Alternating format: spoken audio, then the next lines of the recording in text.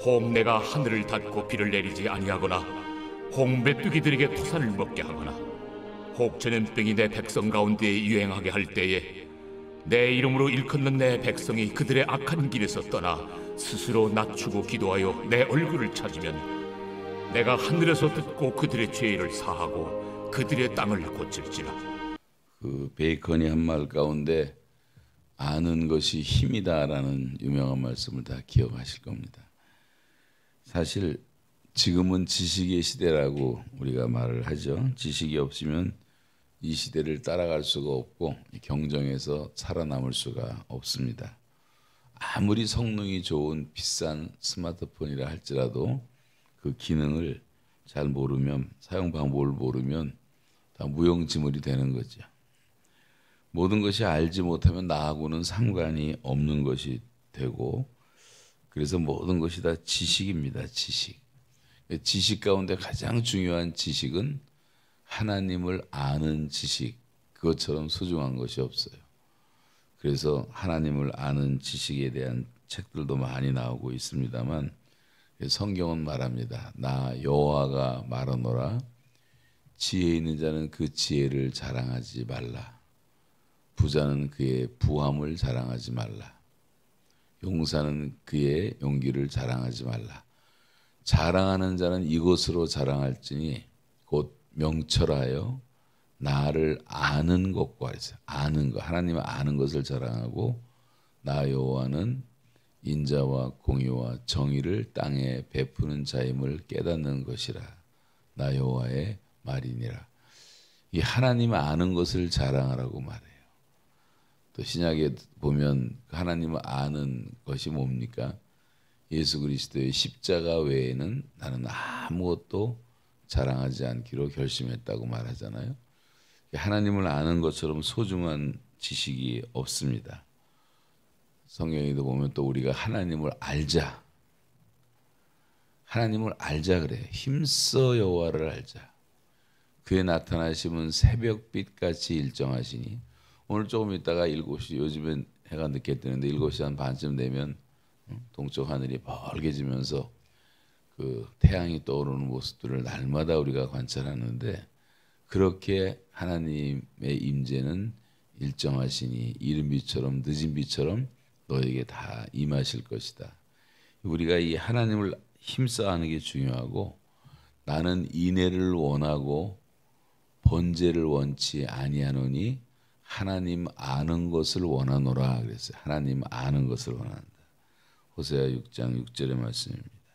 사람들이 망하는 이유는 다 여호와를 알지 못해서 망하는도다. 하나님을 아는 사람은 절대로 망하지 않습니다. 교회를 다니면서도 하나님을 모르기 때문에 내가 만든 하나님을 믿기 때문에 그래서 사람들이 망한다고 말을 해요. 그래서 엘리 제사장은 뭐 사무엘을 기른 사람이었지만 그 아들 홈리와 비나하스 다 제사장들이었지만 그 집안이 그렇게 비참하게 망하고 만 것은 그들이 하나님을 알지 못하였다 그랬어요. 사람은 피조물이기 때문에 하나님께서 나에 대해서 알려주시지 않으면 인생은 풀리지 않는 수수께끼입니다. 내가 피조물이기 때문에 내 스스로를 알 수가 없어요. 이거 만든 사람한테 네가 만들어진 목적이 무엇이냐 그러면 얘가 대답할 수 있는 건 한 가지밖에 더 있었겠어요. 나를 만든 사람에게 가봐라. 이 디자이너가 있잖아요. 이거 만든 사람이 있습니다. 그래서 하나님께서 하나님 자신을 알려주시는 것을 우리가 이제 계시라고 말하고 그 특별한 계시가 성경이고 일반 계시가 세상 자연이라고 우리가 보통 말을 합니다만 우리가 하나님을 아는 것처럼 그런 큰 기쁨은 어떤 기쁨과도 비교할 수가 없습니다.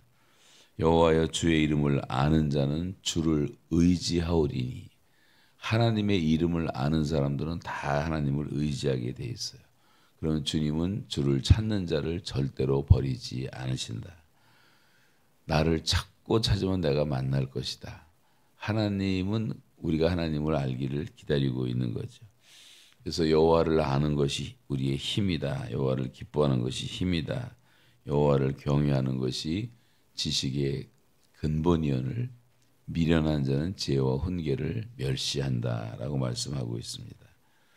오늘 읽은 이 본문 말씀은 두 가지로 분리되는데 앞구절과 뒷구절 13절과 14절의 내용인데 13절에 보시면 내 이름으로 일컫는 내 백성이, 이거는 솔로몬의 그 영광스러운 성전 낙성식을 할 때 하나님께서 솔로몬에게 주신 말씀입니다.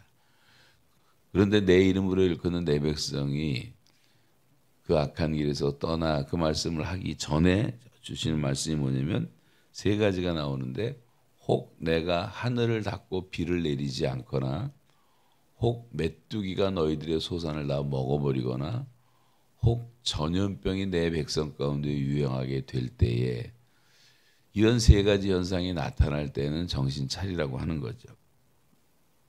하늘을 닫고 비를 내리지 않는다는 것은 이 자연의 재해를 말합니다.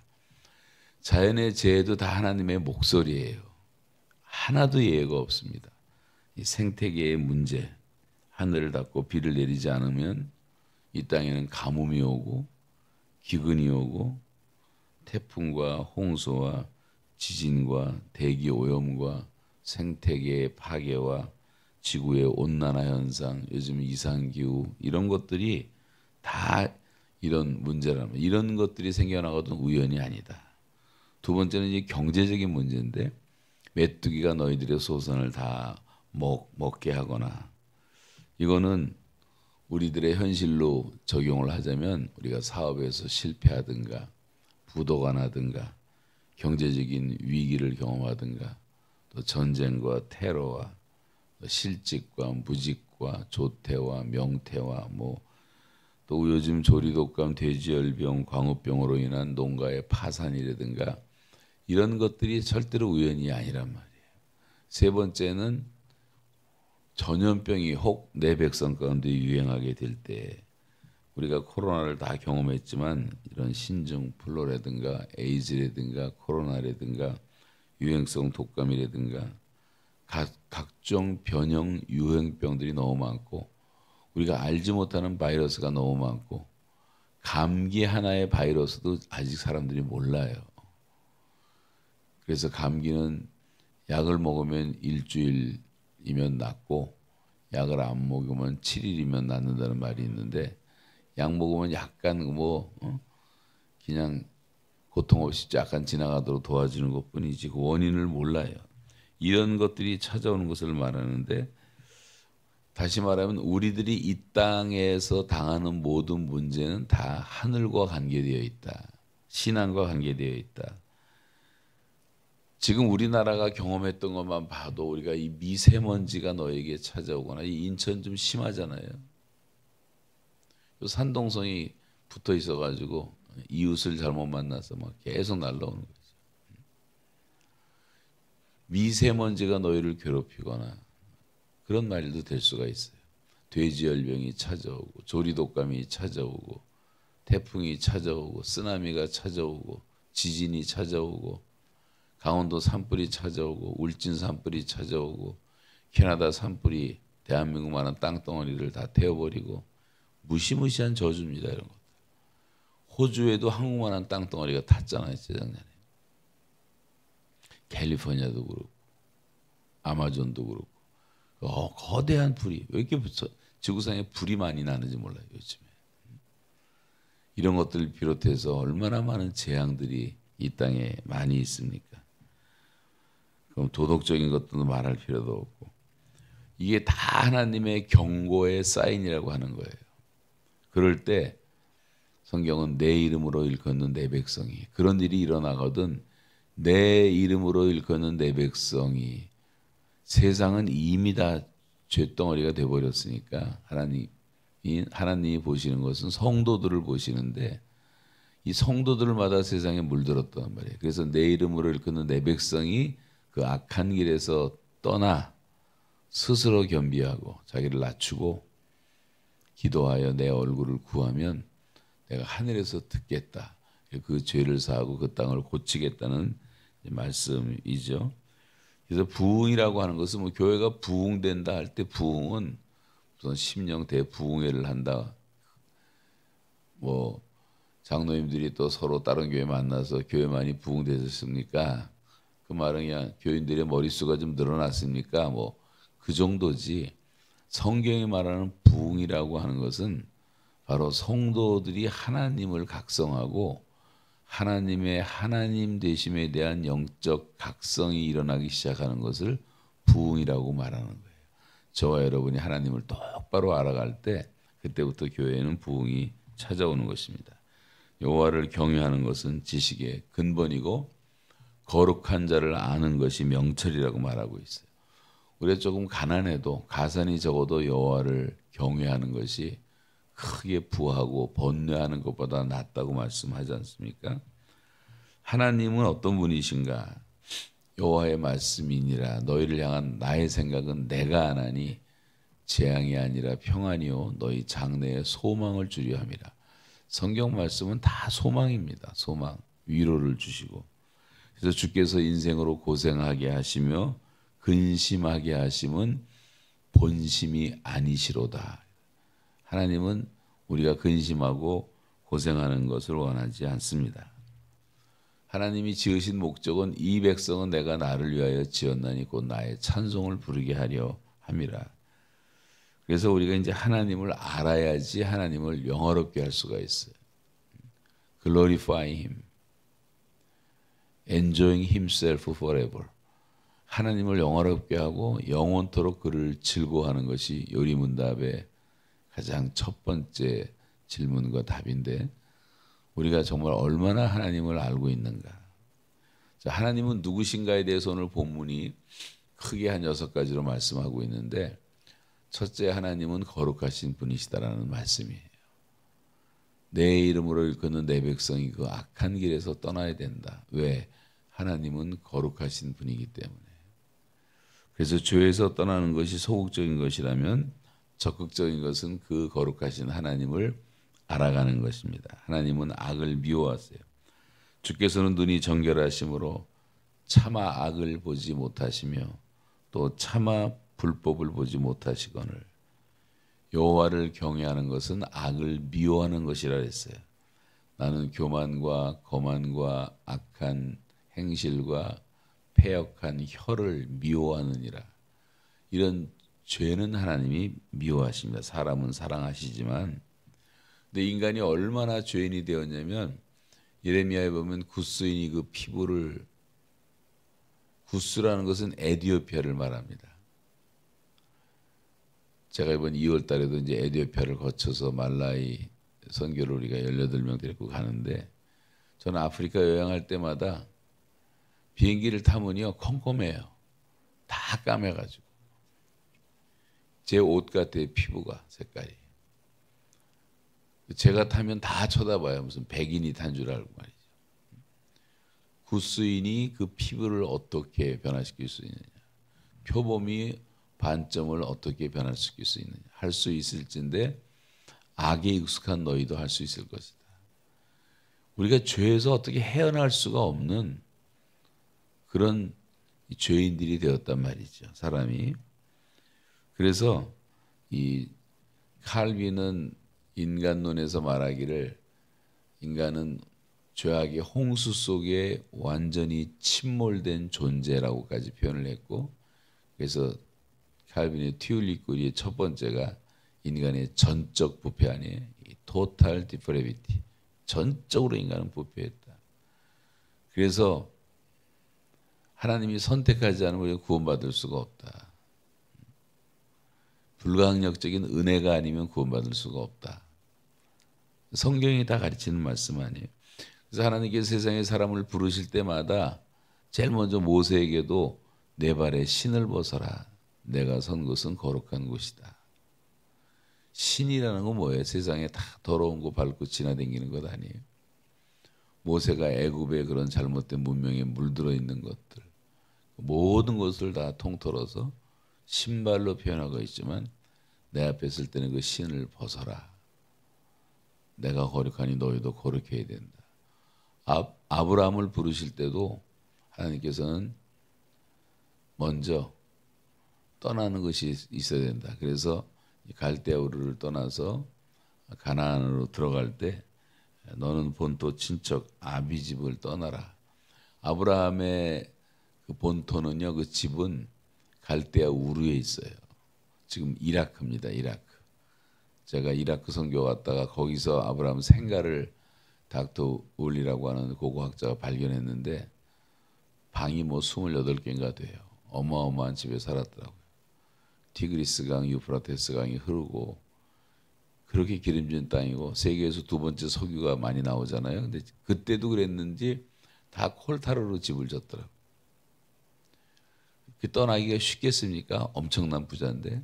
근데 여호수아 24장에 보면 아브라함의 가정은 우상을 숭배하고 우상을 팔고 뭐 이런 가정이었잖아요. 그러니까 하나님께서 내 집을 떠나라. 그래서 아브라함이 이제 창세기 12장에 보시면 가나안으로 향할 때 하나님의 말씀을 따라갔다. 그래서 창세기가 이제 시작되고 믿음의 여정이 시작되는 것을 볼 수가 있죠. 죄에서 떠난 다음부터 신앙생활은 시작되는 거예요. 이사야가 성전에서 하나님의 영광 보고 화로다 나여 망하게 되었도다. 나는 입술이 부정한 사람이요 부정한 자 가운데 거하는 자니이다. 자기의 죄를 깨닫는 것부터 선지자가 자기 사역을 발견하는 것입니다. 신약에 와서 베드로도 보면 처음에 베드로가 예수님한테 배 한번 빌려줬다가 예수님이 저 깊은 데 가서 그물 던져라. 그래서 던졌더니 고기를 뭐 엄청나게 잡았잖아요. 그러면 기뻐서 날뛰어야 될 텐데 베드로가 주님 앞에 나와서 무릎을 꿇고 주여 저는 죄인이로소이다. 저를 떠나십시오. 그 하나님의 신성 앞에서 그 거룩성 앞에서 사람들은 다 죄인임을 느끼는 것입니다. 자기의 그 죄성을 깨닫지 못하는 사람은 아직 예수님 만난 사람이라고 말할 수가 없는 거죠. 사도 바울 같은 도덕적인 사람, 그렇게 율법적으로 깨끗한 사람도 오호라 나는 곤고한 사람이로다. 이 사망의 몸에서 누가 나를 건져내랴. 이 성자의 척도가 죄의식의 척도라는 말이 있듯이 우리가 이 죄에 대해서 각성하고 회개하고 그리고 이제 믿음을 시작하는 겁니다. 믿음이라는 것은 그냥 믿는 게 아니라 세례 요한도 예수님도 첫 번째 메시지가 회개하고 복음을 믿으라. 회개하고 제사함을 받으라. 천국 백성이 되려면 먼저 회개해야 된다. 천국이 가까웠다. 회개하라. 너희가 회개하여 각각 예수 그리스도의 이름으로 세례를 받고 죄사함을 받으라. 그리하면 성령을 선물로 받을 것이다. 회개가 항상 우선이에요. 그러므로 너희가 회개하고 돌이켜 죄 없이 함을 받으라. 그리하면 하늘로부터 우리에게 새롭게 되는 날이 이를 것이다. 인자가 온 것은 죄인을 불러 회개시키러 왔노라. 이 죄 문제가 하나님과 우리 사이에 항상 문제가 되기 때문에 우리가 거룩함이 없이는 주를 보지 못한다는 말씀이 구약에만 850번이 나옵니다. 거룩함이 없이는 주님을 볼 수가 없는 거예요. 하나님의 뜻은 이것이니 너희의 거룩함이라. 데살로니가서에 보면 그게 하나님의 뜻이라고 분명히 나와요. 예수님께서도 기도하시면서 진리로 저들을 거룩하게 하옵소서. 아버지의 말씀은 진리니이다. 이 sanctify 된다는 것은 우리가 성화되는 것을 sanctify them by truth. Your word is truth. 하나님의 말씀이 진리인데 그 진리가 우리를 거룩해 하는 거예요. 그래서 여러분이 정말 거룩한 삶을 살기 원하신다면 늘 말씀을 묵상하셔야 돼요. 그 하나님의 말씀을 통해서 우리가 거룩해지기 때문입니다. 말씀에서 멀어지면 누구나 다 더러워지는 거예요. 약해지는 것이고. 그래서 항상 이 죄악이라는 것이 하나님이 우리의 사회를 만들기 때문에 죄와 악에서 떠나야 되는 죄가 뭐냐? 죄라는 것은 한마디로 정의하면 하나님의 성품과 하나님의 뜻을 거스리는 것, 하나님의 성품을 거스리고 하나님의 뜻을 거역하는 것을 죄라고 말하는 것입니다. 이 강대상의 이 마이크를 우리가 거룩한 마이크라고 말해요. 왜냐하면 이건 지금 하나님의 영광을 위해서 구별돼서 사용을 받고 있기 때문에 거룩하다고 말하는 겁니다. 이 마이크가 이 동네 노래방에 가서 니나노 하면서 이게 쓰임 받으면 이거는 세속적인 마이크가 되는 거죠. 마이크 자체가 중요한 것이 아니라 어떤 목적을 위해서 사용받느냐가 중요한 것입니다. 그래서 우리가 정말 하나님과의 관계 속에서 모든 것을 보고 깨닫지 못하면 이 삶은 다 의미가 없는 거죠. 우리가 로마서에 보면 로마서 1장에 이제 복음에 대해서 선포하고 그 교회가 하나도 없었던 그 거대한 로마 제국 앞에서 내가 복음을 부끄러워하지 아니하노니 이 복음은 모든 믿는 자에게 구원을 주시는 하나님의 능력이 됨이라 그 쭉 선포한다며 왜 복음에 나타난 하나님의 의가 필요한가를 설명하면서 이 로마서 1장 18절부터 3장 20절까지 인간의 죄를 다 열거하는데 엑스레이처럼 MRA처럼 우리의 죄가 다 드러나도록 만들어요. 이방인들의 죄를 먼저 말하고 2장에 가면 유대인들의 죄를 말하고 이방인들을 죄인이라고 말하는 너희도 똑같은 놈들이다. 거짓말하지 말라. 네가 거짓말하지 않냐. 살인하지 말라. 간음하지 말라. 너희가 다 그렇게 하지 않느냐. 여러분 우리가 생각을 깊이 안 해서 그렇지 우리가 다 똑같은 죄인이란 말이죠. 3장에 가면 모든 사람이 죄인이다. 의인은 없나니 하나도 없다. 다 하나님 영광에서 떠나버렸다. 머리부터 발끝까지 다 적용을 시키잖아요. 머리는 병들었고 뭐 눈이 어떻고 귀는 듣기에 둔하고 입은 패역했고 목은 곧고 발로 하는 것들이 다 나쁜 짓만 많이 하고 손에는 피가 가득하고 쭉 말한 다음에 그러므로 율법의 행위로는 의롭다함을 얻을 육체가 없나니 율법으로는 죄를 깨달음이라. 율법의 기능은 딱 한 가지예요. 내가 죄인인 것을 깨닫게 하는 겁니다. 그 다음에 말이 중요한데 그러나 이제는 but now 이제는 율법 외에 하나님의 한 의가 나타났으니 율법과 선지자들에게 증거를 받은 것이라 곧 우리 주 예수 그리스도를 믿음으로 말미암아 얻는 의인이 차별이 없느니라. 율법이라는 것이 그냥 갑자기 나타난 것도 아니고 율법은 오랫동안 지속된 것인데 이 복음에 나타난 의라는 것은 이런 오랫동안 있었던 율법과 선지자들의 글, 다시 말하면 구약 39권에 다 나타난 것이다. 1600년 동안 이걸 기록했다. 그러면서 그것은 곧 우리 주 예수 그리스도를 믿음으로 얻는 의인이 차별이 없다. 예수 믿고 다 구원받으라는 얘기를 결론을 3장에서 내리고 4장 가면 로마서 4장에는 이제 복음의 의에 대해서 증거를 합니다. 그러면서 제일 먼저 아브라함과 다윗 얘기를 해요. 아브라함이 어떻게 의롭다함을 받았냐? 아브라함이 하나님을 믿으니 그것을 하나님의 의로 여기셨더라. 창세기 15장 6절을 인용하고 있는데 아브라함은 율법 시대의 사람도 아니고 할례를 받지도 않았어요. 할례 이전 사람이고 율법 이전 사람이에요. 할례로 의롭다함 받는 것도 아니고 율법으로 받는 것도 아니다. 믿음으로 그렇게 받지 않느냐. 그 다음에 다윗을 얘기합니다. 신약성경 마태 1장 1절에는 아브라함과 다윗의 자손 예수 그리스도의 세계라. 이스라엘 사람들은 아브라함과 다윗을 말하면 꼼짝 못하는 거예요. 그러면서 이 두 사람을 적용하면서 다윗은 율법 시대의 사람이었지만 다윗이 고백한 시편의 내용을 인용하면서 허물의 사함을 받고 죄의 가림을 받는 자는 복이 있도다. 다 다윗이 은혜로 믿음으로 그렇게 의롭다함 받은 것 아니냐. 그러면서 적용을 해나가면서 로마서 이제 8장까지 쭉 나가다가 로마서 8장의 이제 결론은 그러므로 이제 그리스도 예수 안에 있는 자에게는 결코 정죄함이 없나니 이는 생명의 성령의 법이 죄와 사망의 법에서 너를 해방했다. 그러면서 이제 다 선포합니다. 선포. 결코 정죄함이 없다. 누가 우리를 정죄하리요? 예수 믿는 사람은 누구도 정죄할 수가 없어요. 제일 의로우신 재판장이 무죄를 선언했기 때문에. 다 끝난 거 아니에요. Not guilty. 다 끝났단 말이에요. 정죄로부터 해방. 32절에 보면 아들도 아끼지 아니하시고 우리 모든 사람을 위해서 내어주시니가 어찌 그 아들과 함께 모든 것을 주시지 않겠느냐. 모든 결핍으로부터 해방이에요. 우리는.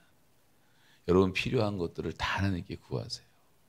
구질구질하게 사람들한테 손 내밀 필요도 없고 날마다 기적을 체험하며 살아야 돼요. 살아계신 하나님 앞에서. 그래서 모든 필요를 채워주신단 말이에요. 아들도 아끼지 않고 주셨는데 뭐 못 줄 게 뭐가 있냔 말이에요. 하나님께서. 아니 100억짜리 다이아몬드를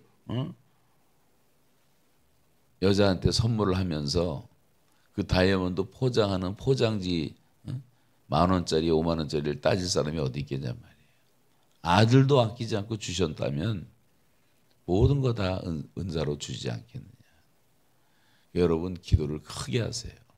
내 입을 넓게 열라 내가 채우리라 그랬어요. 무엇인지 구하라 그랬어요.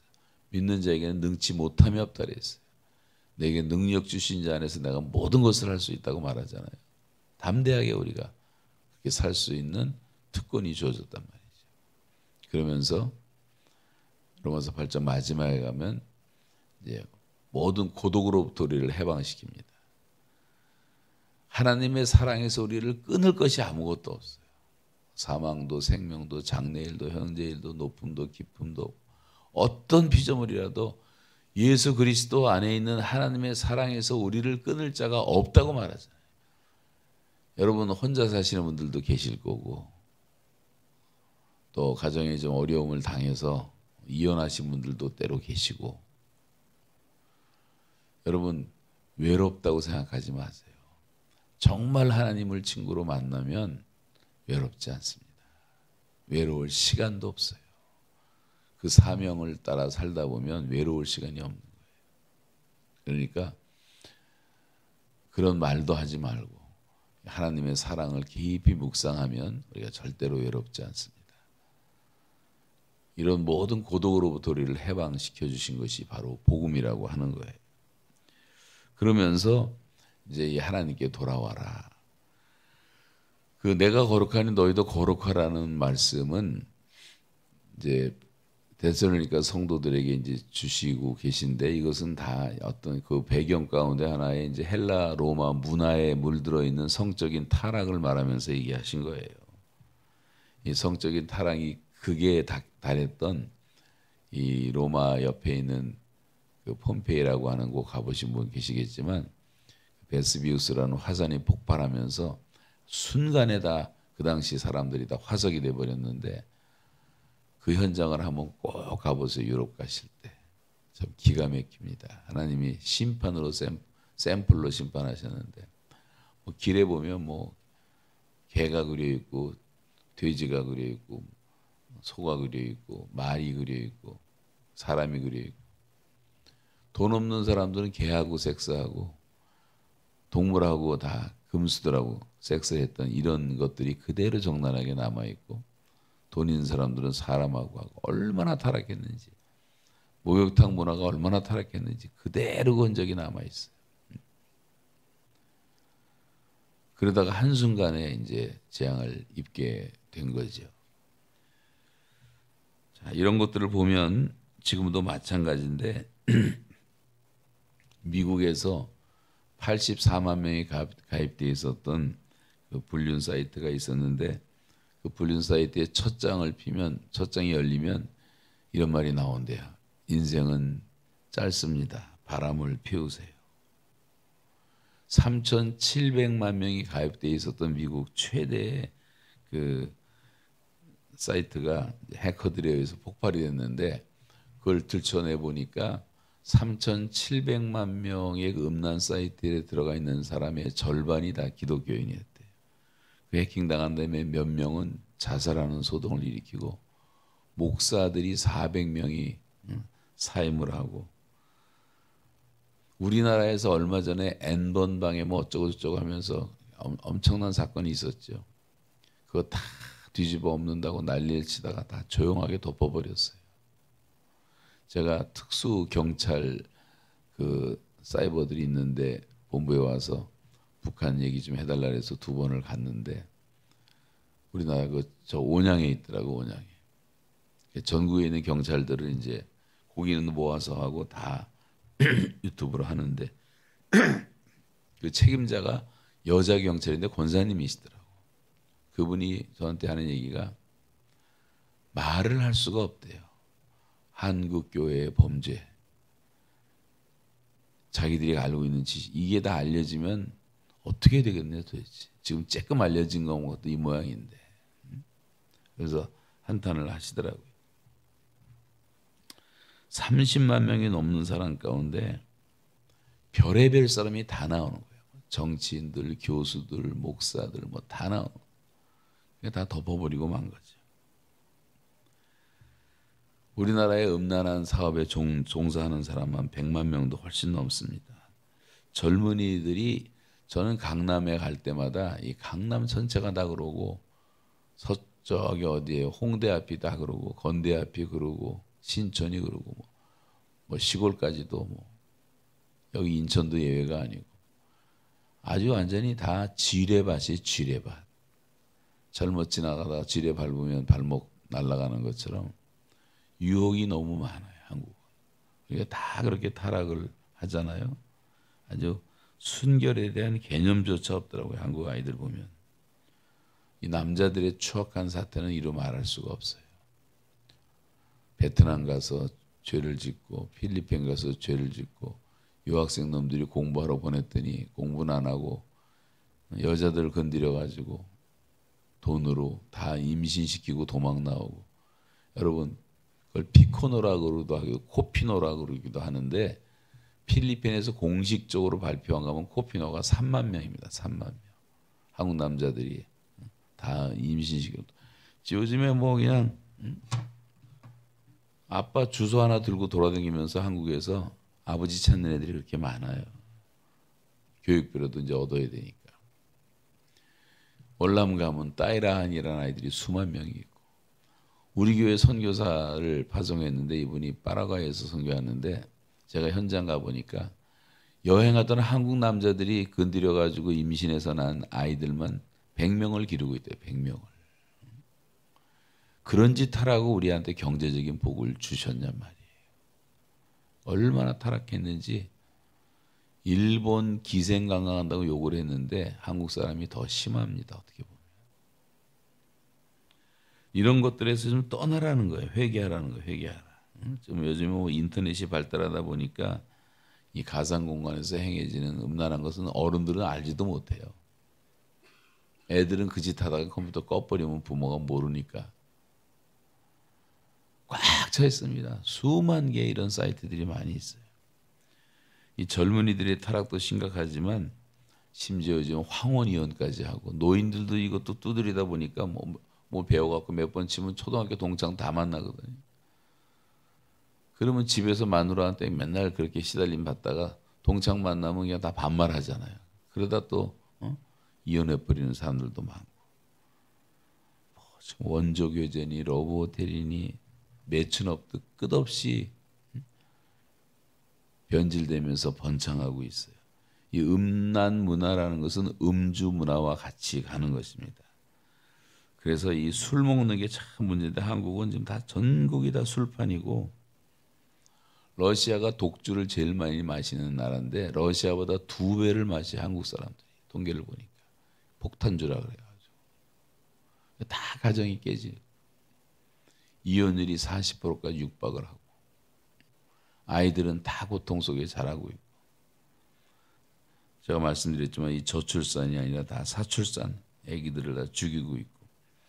근데 이런 성적 유혹이 굉장히 달콤하게 찾아오기 때문에 낭만스럽게 찾아오기 때문에 쉽게 넘어가는 거예요. 사람들이. 그 치러야 될 대가는 너무나 혹독함에도 불구하고. 성경에서는 감독, 목사, 장로, 집사의 자격을 말할 때마다 한 아내의 남편이 되며 기독교의 도덕성은 굉장히 높습니다. 그 말이 정확히 말하면 한 여자의 남자가 되며 그런 말이에요. 한 여자의 남자. 각각 거룩함과 존귀함으로 자기 아내를 대하라. 성적 타락은 성령을 거스리는 죄라고 말합니다. 하나님께서 우리를 부르심은 부정하게 하심이 아니요 거룩하게 하심이니 그러므로 저버리는 자는 사람을 저버림이 아니요 그에게 성령을 주신 하나님을 저버리는 것이다. 그래서 성령님이 우리 안에서 탄식하는 거예요. 성적 타락은 다 영혼을 병들게 만듭니다. 다윗처럼 그렇게 하나님을 경외하던 사람도 밧세바의 사건 속에서 결국은 다 아기도 죽는 비극, 이어지는 아들들의 간음과 살인 사건, 압살롬의 반역, 음모, 이 비극적인 말년을 맞이하는 다윗을 보십시오. 그래서 거룩함은 하나님의 뜻이라고 말해요. 하나님의 부르심이라고 부르심. 죄가 심해지면 중독 현상이 일어납니다. 죄가 죄인 줄 모르고 죄를 짓는 거예요. 어제도 말했지만 인생의 마음에는 악이 가득해서 평생 미친 마음을 품고 살다가 죽은 자에게로 돌아가는 그것이라. 악이 가득하다. 창세기 6장에 보면 사람들의 계획하는 것이 악하고 생각하는 것이 악하고 죄악이 관영해서 만물보다 부패해서 하나님이 다 쓸어버리시잖아요. 이게 노아 홍수입니다. 노아 홍수. 그래서 여러분 뭐 이런 말씀을 드리면 끝이 없겠지만 하나님의 그런 그 하나님 대용품으로 가득한 이 세상에서 사람들이 뭘 믿고 살고 있는가? 알코올 중독자들은 알코올이 하나님이 알코올의 힘으로 사는 거예요. 그거 없이는 허망해서 살 수가 없기 때문에. 그래서 다 우리나라가 술에 미치고 있는 것입니다. 알코올 중독자가 400만 명을 넘었어요. 술과 관련된 사회적 비용이 연간 200억 달러입니다. 우리나라 돈으로 23조 9,500억 원. 어마어마한 돈이 다 술 때문에 생기고 음주 문화로 매일 병신되고 죽어가는 사람들이 많아요. 술 먹은 놈들이 다 운전하다가 사람들을 멀쩡한 사람들을 죽여가지고 그런 일이 뭐 한두 개가 아니죠.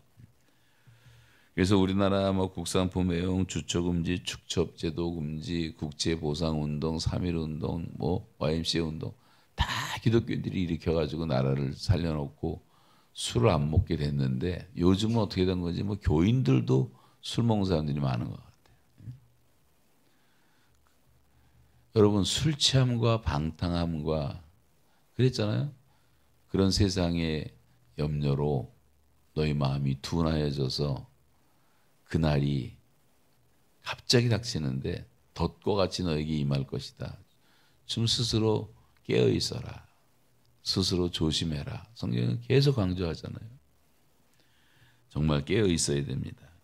뭐 이런 것들은 끝이 없어요. 마약부터 시작해서 도박부터 시작해서 다 죄 가운데 빠져 있어요. 도박 중독자도 얼마나 많은지 지금 우리나라 중고등학생의 73%가 인터넷 도박을 경험했고 11.4%가 도박 중독이라고 합니다. 도박 중독. 범죄가 얼마나 많은지 몰라요. 주식 중독도 비트코인도 도박성이 강하죠. 중독 현상이 굉장히 강합니다. 얼마나 무서우냐면 화토놀이 하다가 집안이 몽땅 망해가지고 이 사람이 결심해서 손가락을 잘라버렸어요. 자기 손가락을 저주하고. 그게 도박에서 떠난 줄 알았는데 한 달 만에 다시 나타났는데 발가락으로 화토치기를 하더래요. 발가락으로. 그만큼 무서운 거예요. 중독이라는 것이. 여러분 이 죄에서 떠나는 것이 얼마나 중요한지 모릅니다. 뭐 타이거 우즈라든가 마이클 다글래스라든가 지퍼게이트로 유명한 클린턴이라든가 다 100명, 200명 넘는 여자들과 난잡하게 살잖아요. IMF 칸 총재도 호텔에서 청소하는 여자 건드렸다가 또 망신당하고 이 사람들 얘기를 들어보면 다 외로워서 그래요. 외로움을 달래기 위해서. 그래서 음란의 바다에 빠져 죽어가는 영혼들이 수가 없습니다. 그 정도가 아니라 뭐 컴퓨터 중독, 게임 중독, 노래방 중독, 인터넷 중독, 뭐 스마트폰 중독. 컴퓨터 없으면 죽을 것 같아요. 애들 스마트폰 뺏으면 3살짜리 애들이 엄마를 때립니다. 때려. 아이들 교육을 잘 시켜야 돼. 애들이 떠들고 운다고 뭐 그런 거 좋아하고 애들 다 망치는 거예요. 다 망쳐. 저희 대안학교 애들은 그걸 못 쓰게 만들었어요. 나중에 배워도 잠깐이면 다 배워요. 성경을 매일 암송시키고 얼마나 아이들이 아름답게 자라는지 몰라요. 또 한국은 너무 쇼핑이 너무 많아가지고 쇼핑 중독. 예수님께서 말씀하시기를 말세가 되면 노아 시대처럼 되는데 다 먹고 마시고 사고 팔고 시집가고 장가가고 집을 짓고 있더니 홍수로 멸하는 순간까지도 깨닫지 못했다. 완전히 일상생활에 푹 빠져서 중독이 돼버린 거예요. 먹고 마시고 먹는 거밖에 몰라. 마시는 거밖에 몰라. 대한민국은 전국이 맛집이야. 전국이 식당이야. 전국이 카페야. 먹고 마시고 사고 팔고 텔레비 틀었다 하면 다 홈쇼핑. 뭐 이렇게 살 게 많은지. 오늘 지금 새벽에도 여러분 집에 가시면 쿠팡에서 갖다 놓은 물건들이 있을 거예요 아마. 새벽부터 막 배송하고 난리를 치고 저도 아파트에서 내려오는데 뭐 홈팡이라든가 홈팡 무슨 차가 와서 계속 날르고 있더라고요.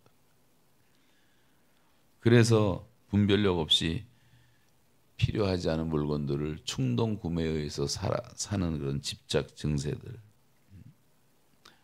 또 물건을 반품하는 반품 중독자. 어떤 여자들은 하루에 한 10시간씩 그 홈쇼핑에 앉아서 그걸 본대요. 얼마나 한심합니까? 식탐 중독도 심하고 연속극 드라마 중독 들린 사람도 있고 교회 와서 예배 보면서도 드라마 시간 못 볼까 봐 걱정하는 사람도 있고 여자들은 죄다 다 성형 중독이 돈이 없어서 그렇지 돈만 있으면 다 할 거야 아마. 몇 천만 원씩 들어가니까 더 이뻐지려고. 성형 괴물들이 많아요 지금 보게 되면.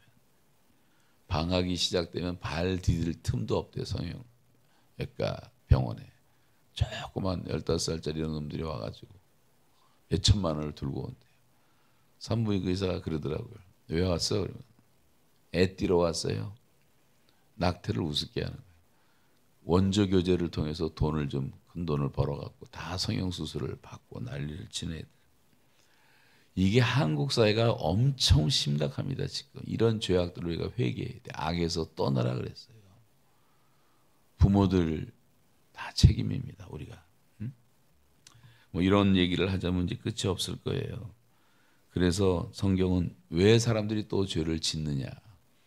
악한 일에 관한 징벌이 속히 실행되지 아니하므로 인생들이 악을 행하는데 그 마음이 담대하도다 그랬어요.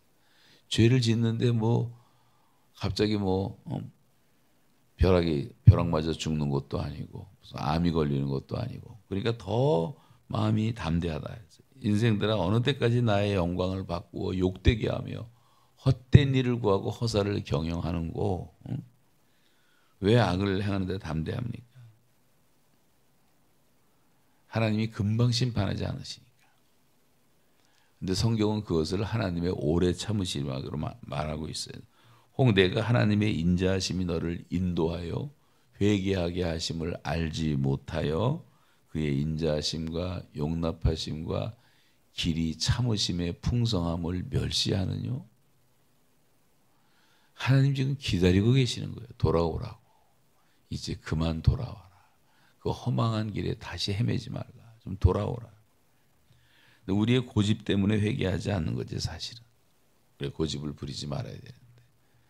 그래서 제가 북한의 감옥에서 첫 번째 외웠던 성경 말씀이 예레미야 22장 21절인데 이런 말씀이었어요. 이게 저한테 충격을 줬어요. 내가 평안할 때 내가 말하기를. 우리가 평안할 때 하나님이 말씀하셨대요. 내게 말하였으나 내가 듣지 아니하리라 하였나니 내가 어려서부터 내 말을 청종하지 않는 것이 너의 습관이라. 그런 말이 나와요. 습관이라. 여러분 우리가 죄 짓는 거 보면 다 습관을 따라 죄 짓는 겁니다. 똑같은 문제로 쓰러지고 똑같은 문제로 또 죄를 지고. 사랑하는 자들아 주께는 하루가 천년 같고 천년이 하루 같다니 한 가지를 잊지 말라. 어떤 이에 더디다고 하는 것처럼 더딘 것이 아니라 하나님은 우리를 사랑해서 모든 사람이 구원받기를 원하시기 때문에 지금도 기다리시는 거예요. 그래서 저와 여러분이 이 자리에 지금 앉아 계신 것도 그 기다리시는 하나님의 사랑과 자비와 은총을 좀 깨달았기 때문에 하나님께 돌아오고 여기 앉아 있는 것처럼 하나님이 지금 기다리신단 말이에요. 절대 하나님의 사랑과 자비와 용서를 우리가 무시하면 멸시하면 안 되는 거예요. 근데 사람들은 배가 부르면 변질됩니다. 호사야서에 보면 이런 말이 많이 나와요. 그들은 내가 먹여준 대로 배가 불렀고 배가 부르니 그들의 마음이 교만하여 이로 말미암아 하나님을 잊었느니라. 너희가 음란과 정욕과 술 취함과 방탕과 향락과 불법한 우상 숭배를 하면서 이방인을 따라 살던 것이 지나간 때로 족하지 않느냐. 호세아 5장 4절에 보시면 그들의 행위가 그들로 하나님께 돌아가지 못하게 하나니 이는 그 속에 음란한 마음이 있어 자기 하나님을 알지 못한 까닭이라. 여러분, 인간의 이 죄악에 비하면요 하나님의 사랑과 자비는 거의 무한대하시기 때문에 다 용서받을 수가 있는 거예요. 그래서 빨리 돌아오라고 하는 것입니다. 하나님을 아는 것을 자랑하라고 말씀하고 있는 거예요. 우리는 그런데 잘 돌아오지 않습니다. 왔다가도 도로 또 가고 돼지 씻겨놨더니 다시 시궁창에 뒹굴고 개가 토한 것을 다시 먹고 왜 이런 삶을 우리가 살고 있냔 말이에요. 하나님을 잘 아직도 알지 못해서 그런단 말이에요. 하나님을 알아. 나는 인애를 원하고 제사 원치 않는다. 번제보다 하나님을 아는 것을 원한다. 하나님을 알지 못하는 세대가 다 이렇게 망하는 거예요. 여러분, 이 교회에서, 이 소풍교회에서 가장 권위 있는 사람은 거룩한 사람이에요. 그 한 사람이 중요한 거예요. 지도자들이 이름만 갖고 지도자 되는 게 아니라 정말 거룩한 삶을 살아가는 사람이 그것이 곧 능력입니다. 능력. 우리가 하나님에 대해서 각성을 해야 되는데 내가 믿는 하나님은 우리가 죄에서 떠나기를 원하시는 거룩하신 하나님. 내가 믿는 하나님이 거룩하신 하나님이라는 것을 날마다 묵상하고 알아가고 배워가야 되는 거예요. 악한 길에서 떠나 스스로 겸비하고, 겸비하라는 말은 네가 피조물이라는 것을 알라는 거예요. 내가 믿는 하나님은 지극히 높으신 하나님, The Most High God, 제일 높으신 하나님, 표현할 수가 없는 그 하나님 앞에서 내가 피조물이라는 것을 알면 우리가 다 겸손할 수밖에 없죠. 스스로 겸비. 사람들이 지금 다 교만해져가지고 다 제잘났어요. 하나님을 모르니까. 자기가 피조물이라는 것을 잘 인지하지를 못하니까 뭐든지 할 수 있다고 생각하잖아요. 요즘 사람들이 하나님 믿습니까?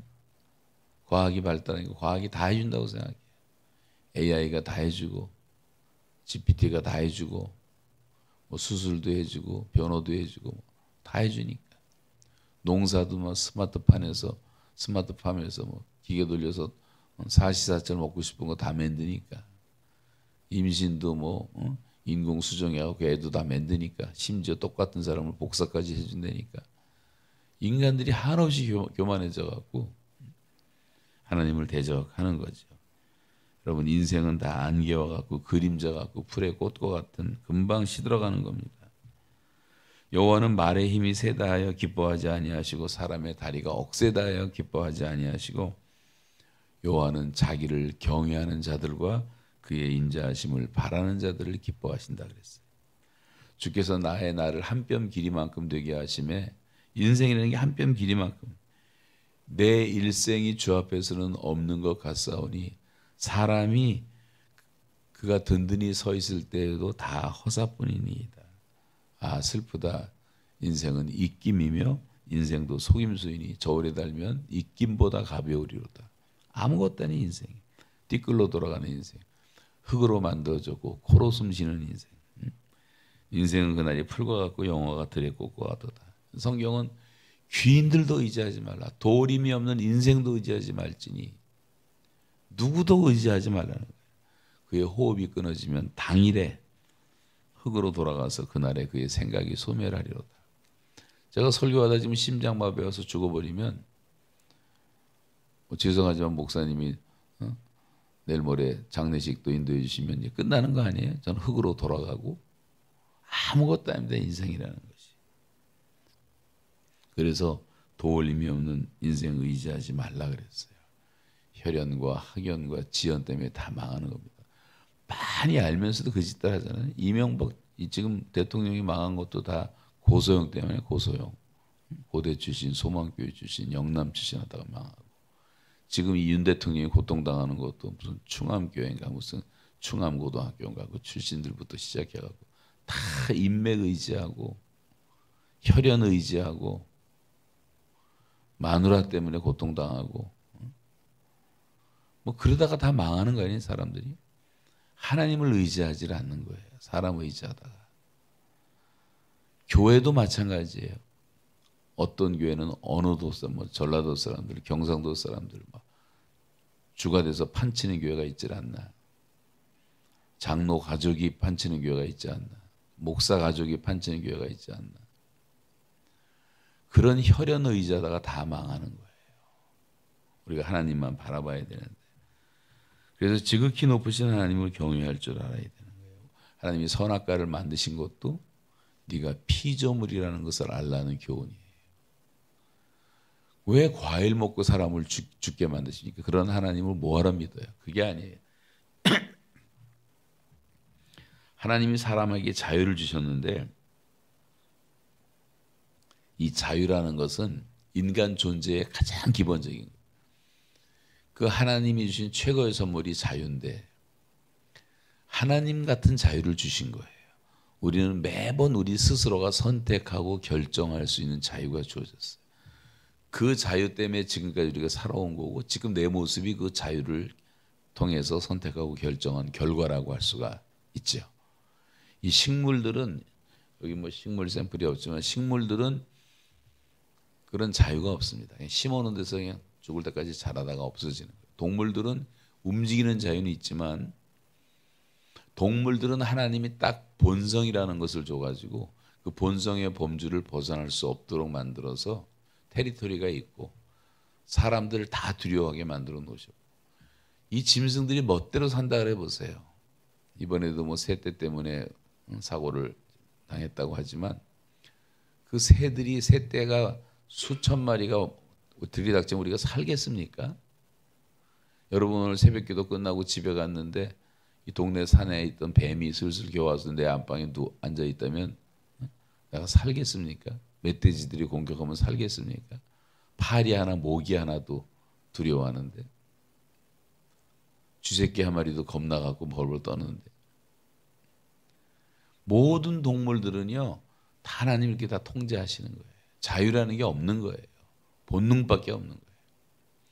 근데 사람은 자기가 선택하는 선택에 의해서 천사처럼 아름다워질 수도 있는 가능성이 있고 악마처럼 더 악해질 수 있는 저 김정은과 같은 놈도 될 수가 있는 거고 히틀러 같은 인생도 될 수 있는 거고 우리가 다 선택하는 자유가 있는 것입니다. 그래서 선악과가 필요했던 거예요. 우리를 기계로 만들지 않았기 때문에 요 한 가지만 하지 말라. 그 하나님이 하지 말라는 걸 하지 말아야 되는데 그게 볼수록 먹음직하고 보험직하고 지혜롭게 할 만큼 탐스럽게 보이니까 뭐 먹고 자기만 먹은 게 아니라 하와가 또 남편까지 먹여갖고 자기는 2개 먹고 남편은 하나 먹고 남자들은 좀 착해서 먹다가 걸렸어요 여기. 그래서 이걸 아담스 애플이라 그래요. 여자들은 2개를 꿀꺽꿀꺽 삼켜갖고 가슴에 걸려버렸어요. 더 이상 나가면 이단이 되니까.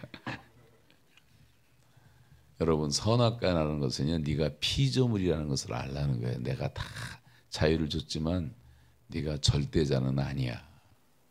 네가 모르는 것이 있어. 너는 유한한 존재야. 그걸 인정해야 되잖아요. 우리가 이런 피생의식, 피조의식이 있어야지 우리가 하나님 앞에 바로 서는 거예요. 그러면 사람들은 누구나 다 겸손해질 수밖에 없습니다. 겸손해질 수밖에. 그래서 하나님이 지극히 높으신 하나님의 것을 알아가는 거예요. 그러면서 스스로 겸비하여 기도하여 내 얼굴을 구하면 하나님의 얼굴을 구한다는 말은 하나님의 영광을 말하는 하나님은 영광 가운데 계신 하나님. 나의 하나님이 그리스도 예수 안에서 영광 가운데 그 풍성한 대로 너희 모든 쓸 것을 채우시리라. 우리가 하나님 앞에 나와 새벽기도 나오고 기도하는 것은 그 영광의 하나님을 만나려고 오는 것 아니에요? 그 영광의 하나님의 빛이 우리에게 비춰지면 하나님께서 우리를 완벽하게 지켜주시고, 하다못해 오늘 새벽에 제가 오는데도 기도하면서 오는데 신호가 쫙쫙쫙쫙쫙 풀리는 거예요. 여러분 운전할 때 신호가 쫙쫙 풀리면 얼마나 기분 좋습니까? 20분에 올 곳을 거의 9분에 왔어요. 9분에 쫙 풀리니까 기분 좋잖아요. 작은 것 하나라도. 하나님이 함께 하시면은 모든 것을 지켜주시고 은혜를 베풀어 주시고 그리고 마음에 평강을 주신다는 말씀이 있는 것처럼, 여러분 하나님이 함께 하실 때 모든 것이 다 풀어지는 겁니다. 그래서 영광의 하나님을 바라보면 부족할 것이 아무것도 없어요. 이 하나님의 영광이 여러분에서 떠나고 가정에서 떠나고 이 교회에서 떠나면 그건 망하는 거예요. 이스라엘 백성들이 그래서 망한 거예요. 하나님의 영광이 떠났기 때문에. 그래서 믿는 성도들은 하나님의 영광의 빛을 항상 사모하고 기도하셔야 되는 거예요. 그 빛이 우리 가정에 머물고 있는 한 가정은 잘 될 수밖에 없는 거예요. 교회는 부흥될 수밖에 없는 거예요. 그래서 그 영광의 하나님을 바라보라 그랬어요. 사람들 바라보지 말고 제발. 사람들 눈치 보지 말고 구질구질하게 사람한테 구걸하지 말고 하나님께 다 구하면 되잖아요. 모든 거를. 하나님이 살아계시는데. 그래서 그렇게 하지 말라는 것입니다. 그리고 내 얼굴을 구하면 내가 하늘에서 듣고, 하늘에서 듣는다는 것은 하나님은 신실하신 하나님이라는 것을 계시하는 거예요. 우리의 기도를 들으신 하나님. 제가 여기서 지금 똑똑똑똑 두들기면요, 아프리카 선교사도 나오고 우리 손주 손녀 다 나오고 여기서 뭐 얘기도 하고 동영상 뭐 다 할 수 있잖아요. 사람이 머리로 만든 것 가지고도 지금 전 세계가 다 통해요. 안 통하는 게 없어요. 이 안에 뭐 주파수가 꽉 차 있어요. 여기 뭐 유튜브로 나가는 거, 뭐 텔레비로 나가는 거, 라디오로 나가는 것, 뭐 인공위성 6,000개가 쏴대는 전파들 꽉 차 있잖아요. 사람의 머리로도 다 통하는데 어떻게 전능하신 하나님이 우리들의 목소리를 못 들을 수 있다고 생각하냔 말이에요. 여러분 은밀한 기도, 신음소리까지도 하나님은 다 들으신 줄로 믿으시기 바랍니다. 네? 다 들으시는 거예요. 그 믿음을 갖고 기도하는 거예요. 내가 하늘에서 듣겠다 그랬어요. 그리고 하나님은 신실하게 응답하세요. 내가 그 하나님을 정말 믿는다면 기도하지 않을 수가 없잖아요. 한 번이라도 더 기도하고 1분이라도 더 기도하고 하나님께 아뢰고 그 기도 응답의 기쁨이 얼마나 큰지 그걸 누리며 살아야 되는데 우리가 하나님을 잘 모르기 때문에 믿지 않는 거예요. 하나님의 슬픔은 사람들의 불신이에요. 믿어주지 않는 게 하나님의 고통이에요. 왜 믿지 않느냐? 너의 믿음이 어디 있느냐? 언제까지 안 믿겠느냐? 이 믿음이 없고 패역한 세대가 내가 너희를 얼마나 참으리요? 뭐 믿음 하나 보시고 백부장을 칭찬하시는 내가 이스라엘에서도 이러만한 믿음을 보지 못했다냐? 온 세계 지금 2000년 동안 예수님께서 칭찬하고 자랑하시잖아요. 믿음 있는 것을 너무 기뻐하셔. 믿음이 없이는 기쁘시게 못하나니 하나님께 나아가는 자는 반드시 그가 계신 것과 자기를 찾는 자들에게 뭘 주세요? 상을 주시는 것을 믿어야 된다 그랬어요. 여러분 꼭 믿으시기 바랍니다. 이 믿음이 없이는 살 수가 없는 거예요. 그래서 우리의 기도를 들으시는 신실하신 하나님을 믿는 게 얼마나 중요한지. 하나님은 신실하신 하나님이시다. 늘 각성을 하시고 하늘에서 듣고 그 죄를 사하고 그 땅을 고칠지라. 지금도 죄를 사하신 하나님, 은혜와 사랑과 자비와 긍휼이 풍성하신 하나님, 그 하나님이 계시기 때문에 우리가 지금 살고 있는 거예요. 우리가 많은 죄를 지었을지라도 그 하나님의 그 사랑이 너무 놀라워서 우리가 날마다 용서받고 살고 있는 거예요. 숨 쉬듯이 이산화탄소 내뿜고 새로운 산소 공기를 마셔들이듯이 나도 모르게 우리가 무의식 중에 회개하고 기도하고 하나님 앞에 나아가는 것 아니겠습니까?